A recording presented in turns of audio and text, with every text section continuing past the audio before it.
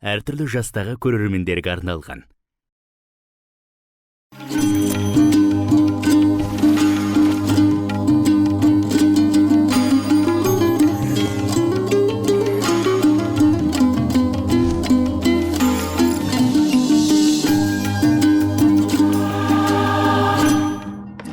Ассаламағалейкум. Біздің түсірілім топ бүгін Тұғыры биік Түркістанда.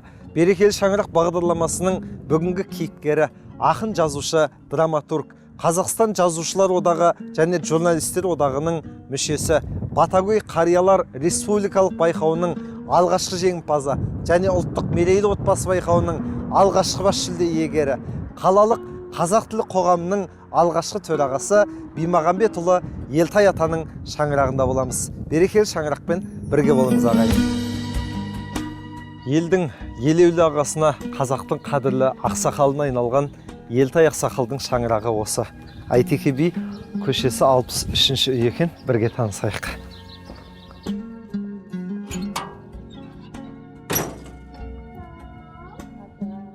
Ассаламағалейкум. Алейкум салам. Ассаламағалейкум. Ассаламағалейкум ақсақал. Қалайсыз? Амансыздар, шүкір Аллаға, жақсы. Амансыздар. Қалайсыздар? Саламатсыздар? Қалайсыздар? Келдік, күнге шағылысып, медальдар. Атам біраз еңбек сіңірген сияқты ғой елге. Бұл кісінің енді еңбегін қалайсы да жарасады.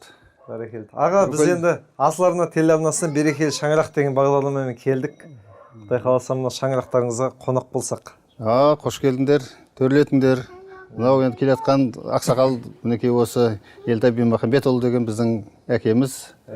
Республикаға танымал ақын жазушы, құрмет иегері, орденің иегері, батаменен ел көгерлер байқауының бас жүлдегері, мерейлі отбасы байқауының, ұлттық байқауының жүлдегері осы кісі мінекей. Келген осы шаңырақ біздің кенже нішек бар, Нұрсұлтан деген. Сол үйдің кенжетайы қожайыны осы кемпір шалды бағып отқан сол кісінің үйіне келдіңіздер. Төрлетіңіздер. Жарығы жан-жаққа шашырап тұрған отбасыға кірейген келдіңіздер. Төрлетіңіздер. Ата, жүріңіз.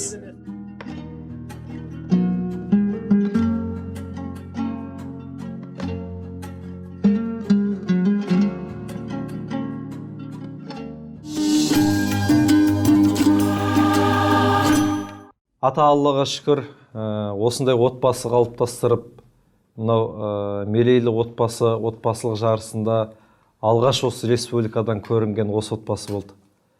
Енді біз берекелі шаңырақ деген бағдарламамен өзіңіздің шаңырағыңызға келіп дәмдіз бұйырған екен ата. Енді осы отбасы қалай құрылды, бұл дәрежеге қалай жеттіңіздер, соны бізбен бөліссеңіздер.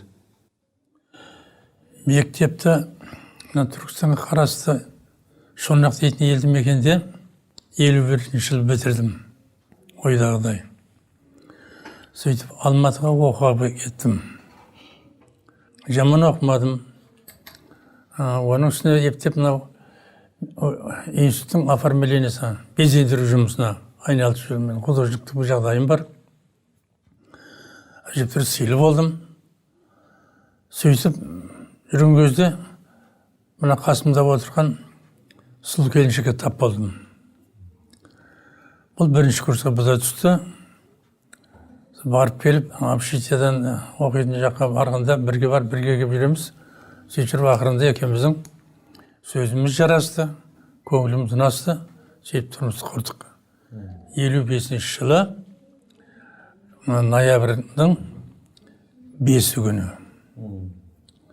Сөйтіп медеуде бір ағайын тауып алып, о да өзі бір жақсы жағдай болды.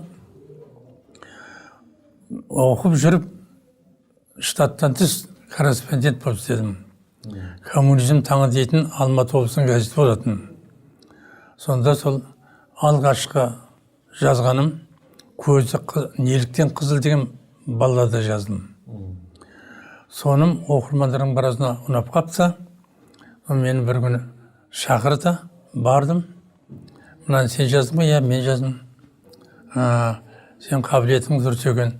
Бізге жұмысқа кірсең қалай болады? Оқып жүрмін ғой деймін. Жоқ, штаттан тыс болып кіресің. біз тапсырма береміз, соны орындайсың деп сөйтеді. Мақұл. Сөйтіп кіріп жұмысқа жайғастым. Сонда 56 жылы 3-ші курста жүргенде, уже 3-ті бітіріп, жылы жаңа тұңғыш балам өмірге келді. Енді не істерін білмеймін, кімге айтарымды білмеймін. Жүрегім алып ұшып тұр енді. Бірінші әке болу деген. Сөйтіп Алатауға қарап тұрып, ей Алатау, ей адамдар, мен әке болдым. Менің әкенің енді қандай болатынын көрсетем деймін өзімше.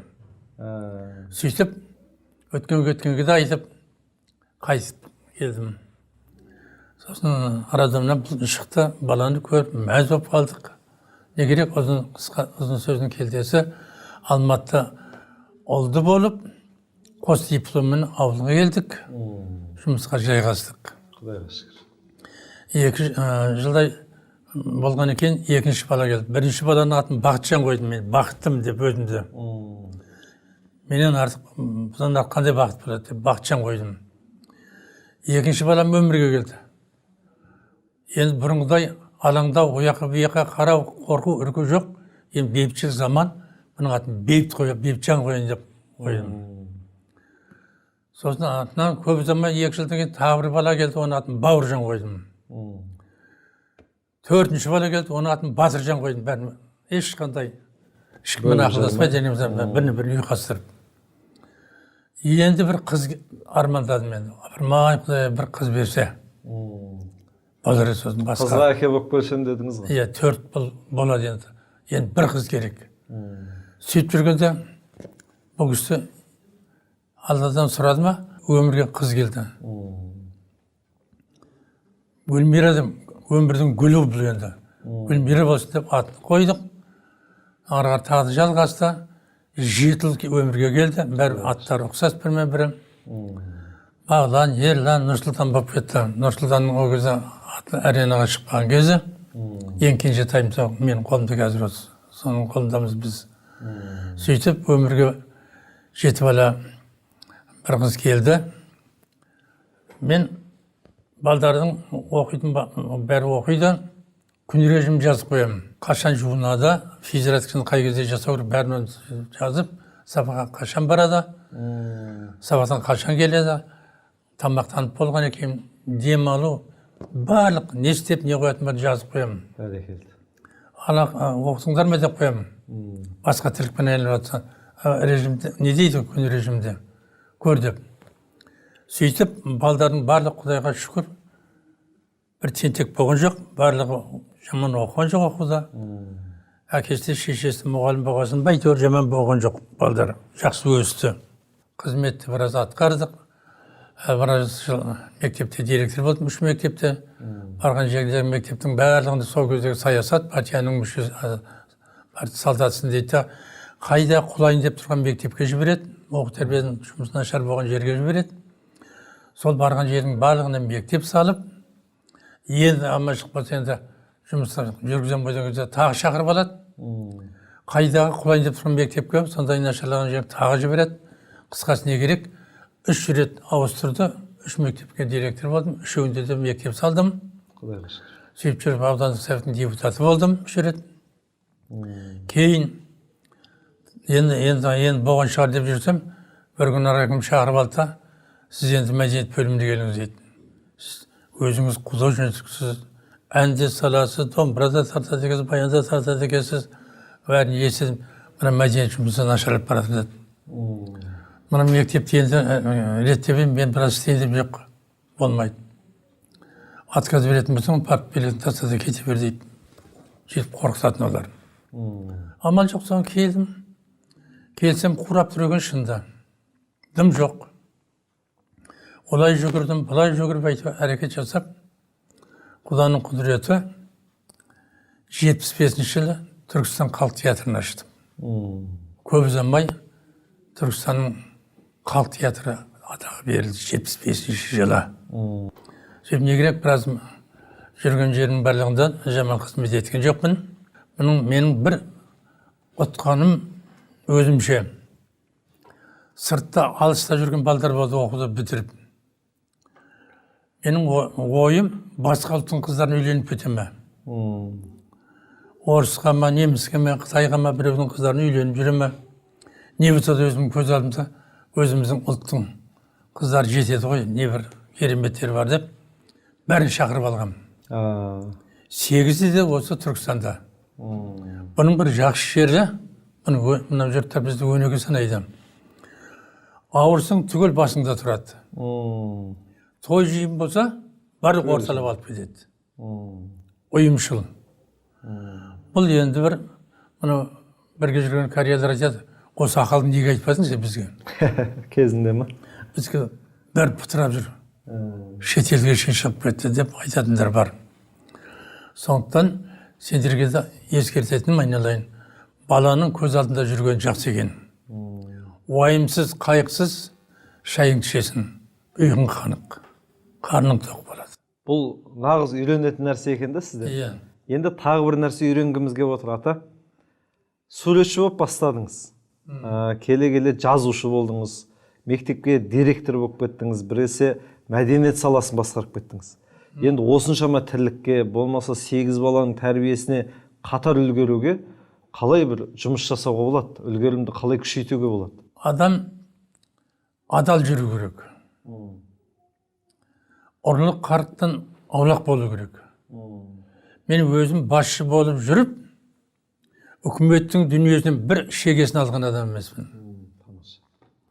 Сосын қолыңнан келсе, көмектес жетім жесірге. Ауру сырқауға. Маған біреулер келеді жылап еңіреп, аямайым, қолымда барып берем. Біреулер үй аламай жүргендерге, үй саламай жүргендерге, жер аламай жүргендерге де көмектескен жағдайым бар кезінде. Солардың алғысы, әлі біздің қазақ айтады ғой, жаңбырменен жерге көреді, батаменен елмен ерге көреді. Солардың берген батасы ғой дейін, қолың мені жүрегің таза болу керек. Халыққа жағу үшін, Аллаға жағу үшін. Енді жігітке жеті өнерде аз деп, сізде жеті өнерден аса нәрсе бар сияқты ғой. Қазірде енді кітап жазасыз, Иә. Кітап жаздыңыз біраз. Жаздым. Қанша кітап шығардыңыз? 15 кітап жаздым. О, бәрекелді. 15 кітап, 15 түрлі болды ма, бір жолда ма? 15 түр, өзі былай. Қара сөзбен жазылғандар бар. Өлеңмен жазылғандар бар. Сосын журналистика саласымен шыққандар бар. Бөлек бір кітап пьесаларым бар, 30-ға тарта. Енді 15 кітап ең соңғы, көзім 16 жылдан бері көрмей қалды, жақсы. Жаза алмай қалдым. Немерелерім айтып жаздырамын, жазып деймін.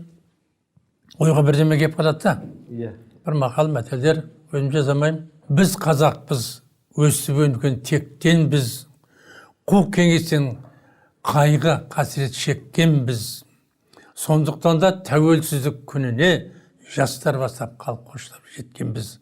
Біз қазақпыз, ерлікпен егеменді ел болған. Ұйымдасқан тірлікпен кемеліне кеп толған бұл қайырмасы. Біз қазақпыз, ар-намысты сақтаған, қиын сәтте жауға досын сатпаған. Көршілерге біреу келіп тиіссе, қол қусырып үйде болып жатпаған. Біз қазақпыз, алға басқан тірлігі, сөзіне сай ісменен ерлігі. 130 ұлт бір анадан туғандай, өте күшті ынтымағы бірлігі. Біз қазақпыз, елбасының бауыры, өркендеуде оның елі ауылы. Нұрекеңнің арқасында көркейіп жүріп тұр ғой қазағымның дәуірі. Бұған дәлел майда емес іріміз, әлемдегі озғы елдің біріміз.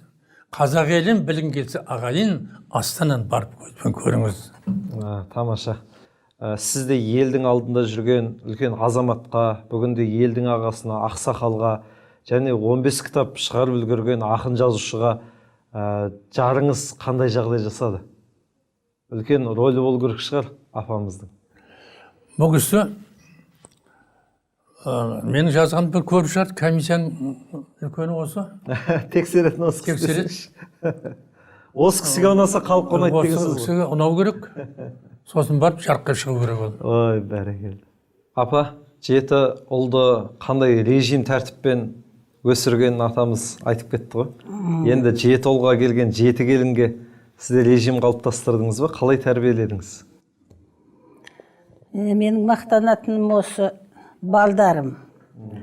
Пәлен жерде жұмыс істедім деп айта алмаймын. Осы кісі қайда жүрсе мен сонда. Соның арқасында 30 жыл мектепте жұмыс істеп, үйде балаларды тәрбиелеп, осы халге жетіп жатырмыз. Ол енді жаңағы өкіс айтты ғой, жаңағы ақсақал. Күн режимін жазып қойғанда, сол режимді атқарушы мен болдым. Сол балдарға ол қатты сөйлеп, ұрсып, тәрбие бергеніміз жоқ. Жай сөзбенен. Әкең келсін, содан кейін өздерің жауап бересіңдер деген сөзбен тәрбиеледім. Ұяда не көрсең ұшқанда соны білесің дейді, жаман болған жоқ. Тәрбиелі қыздарды алдық. Бәрі де басына келгеннен осы үйдің жағдайына өзі үйреніп кетті. Сол бас жағындағы бір-екеуі қалай тәрбиеленсе, қалғандары да солардың жолымен жүрді. Келіндерім барлығына да ризамын. Ешқандай осы неше жыл, 62 жыл Кореяменен отасып келе жатсақ, 40-қа келгенде келін түсірдім. Сол келіннен бастап бәрі де тәрбиелі келіндер болды. Бәрі де өздерінің тірлігіменен жақсы қызмет қылды біздерге. Кемістік жерлерін айтасын, өздері түзетіп кетеді, көргенін істейді. Түзде елдің тірлігімен, үйде кітаптың тірлігімен көп айналысқан ұқсайды. Енді осындай ердің жағдайын қалай жасадыңыз? Қалай үлгердіңіз? Қолдан келгенше осы өзің мойның алып келгеннен кейін, соны үйдің тірлігін мойның алғаннан кейін, ердің тірлігінде жасауың керек. Сол кісілердің жұмыс істеуіне жағдай жасау керек, сол кісілердің айтқаны болу керек ойдағырда. Соныменен ол кісінің енді өкпесі жоқ шығар маған. Осы қолдан келгеннің барлығын осылай жасап, соның жұмыс істеуіне барлығына көмектестім деп ойлаймын өзім. Үйде тыныштық болды. Бұл кісінің жұмыс істеуіне сондай жағдайлар жасалды. Енді пәлен жерде жұмыс істедім деп айта алмаймын. Барлық жерде мектептердің бірталай жерде шет тіліне сабақ бердім. Осы кісі қайда жүрсе соның соңында болдым. Енді ердің соңында болсаңыз да, елдің соңында болған жоқсыз, апа? Елдің соңында болған жоқпыз, Құдайға шүкір. Осы кісінің атағының арқасында бірталай жерге атымыз жайылып жатыр. Сол үйдің ыңғайына қарау керек, келген келіндер біріншіден. Сол үйге үй болам деп емес, үй болам деп келу керек. Сөйтіп өздерінің қызметіменен ерте тұрып, жолдастарын жұмысқа аттандырып, өздері де жұмысына барып, бала-шағаға қарап, тату-тәтті өмір сүрсін деймін. Ерін сыйласын деймін. Ерін сыйлаған адам жаман болмайды. Солардың айтқанымен жүрсе, ол кісілердің барлығы да өздерінің жолын тауып, жақсы мақсаттарына жетеді деп ойлаймын. Жаңа өздеріңіз тыңдадыңыздар, ата-анамның берген сұхбатында өмірге дүниеге алғашымен келген кезде әкем қуанған қандай болған. Сондай сезім қазір өзімде де болып отыр да. Өзіңізде де ұл қыз бар ғой? Қазір менде 5 бала, олардан 11 немере, Құдай қаласа көріп отырмыз. Жұрт баласымен қалай мақтанса, біз әке шешемізден солай мақтанамыз. Әкеміз де, шешеміз де біздерге сондай тәрбие берді. Ешқандай олардың көңіліне кір келтіретіндей, атағына сөз келтіретіндей қимыл әрекет біздерден болған жоқ. Қанша бала болсақ та, балалы енді базар дейді ғой. Енді балалар болған екен, сотқар болады, ұрсады, төбелеседі, жан-жақтан болады ғой. Бірақ біздерде ондай болған емес. Әкеміз де, шешеміз де мұғалім болған екен, олар таңертең жұмысқа кетеді, үйдің үлкені мен болғасын, сыртымыздан жауаттағы маған дайындап кетеді. Ал балам, енді мыналарды енді қарындастарыңа өзің бас көз болып, осы жерде ұйымдастырып тірлікті жаңа айтқан бізде күн режим деген бар. Жаңа әңгімеде айтылды ғой, сол күн режиммен жүреміз. Таңертең тұрған екен, әр баланың өз атқаратын міндеті бар. Үлкені малға қарайтын болса, біреуі дүкенге барады, біреуі үй жинайды, біреуі пеш жағады, біреуі тағы бірдеңе, сондай тапсырмаларды бөліп алғанбыз. Басынан солай қалыптасқан. Бір жекіп, ұрып, болмаса қатты сөз айтып, онда бізде үйде өмір естіген де емеспіз біз. Қазіргі бір отбасыларда бір көшеде келеңсіз бір жағдайлар болып қалады, мынандай бір анай сөздер айтылған кезде бізге бір ерсі көрініп тұрады. Себебі біздің отбасында ондай әңгіме ешқандай ұрыс керіс болмаса балағат сөз айту деген болған емес. Жаңағы анамыздың айтатыны, қорқытатыны, қазір әкең келгеннен кейін өзің жауап бересің, бәрін мен қазір айтып беремін, сендердің кім қалай істегендерің деп. Жетім өскен, әбден көресін көрген кезінде. Ал бірақ сондай адамнан сондай өнегелі отбасы шығады деп, сол кезде ешкім ойламайды. Ойына да келмейді. Мына сотқар бірдеңе, бір жетім, бір жерге біреуге бірдеңе ұшырап, бір жақсылық болмайды ой деп айтады ғой енді көп адам. Ал бұл керісінше мінекей өмірде дәлелдеп, соны әкенің қандай болуын, отбасының қандай болуын керек, тәрбиені қалай беру керек. Өздері ұстаз болғаннан кейін енді 5 жыл оқыған, өрде психологиялық, педагогикалық әртүрлі тәрбиелер бар ғой. Ол басқа, мына өмірден алынған тәрбие бір басқа. Соның арқасында Құдайға шүкір, мінекей 7 ұл, жаңа айтқандай, бір қызымыз бар арамызда. Бәрі де бір мамандықтың иесі, бір отбасының иесі. Қазір біз өзіміз ата-анамыздың алдында бала отырғанмен, мен өзім жаңа айтып отырмын, 11 немеренің атасымын. Балам қалай дейді кірген кезде. Жақсы, папа жақсы, бәрі жақсы, аман есен өсіп жатырмыз деп. Тыныштыңдар ма? Тынышпыз. Енді бәріміз бір қалада болғаннан кейін, енді мереке, той болады, туған күндер болады. Осы жерден біз үлкен шаңырақ деп, осы жерге жиналып, осы жерде әкеміздің, анамыздың батасын алып, жақсы әңгімесін айтып, жаңалықтарымызды айтып, ол кісілер өздері уақыт бағдар беріп, сол бізде әбден қалыптасқан нәрсе. Ол кісілерсіз өзімізше бір тірлік істеген емеспіз. Өз ақылымызды жетіп тұрғанмен, бәрібір сол кісілердің рұқсаты керек, сол кісілердің алдынан бір міндетті түрде өтеміз. Соның арқасында әйтеуір жаман болып жатқан жоқпыз. Балалардың бәрі өсіп, өніп, бәрі жоғары білімді, бір қызмет істеп жатыр. Сондай. Яғни ата-ананың разылығын алсақ, бір тәртіпті болсақ, береке алсыз болмайды дейсіз ғой. Ата-ананы қалай құрметтесең, өзің алдыңа сондай болып, өзіңе солай келеді.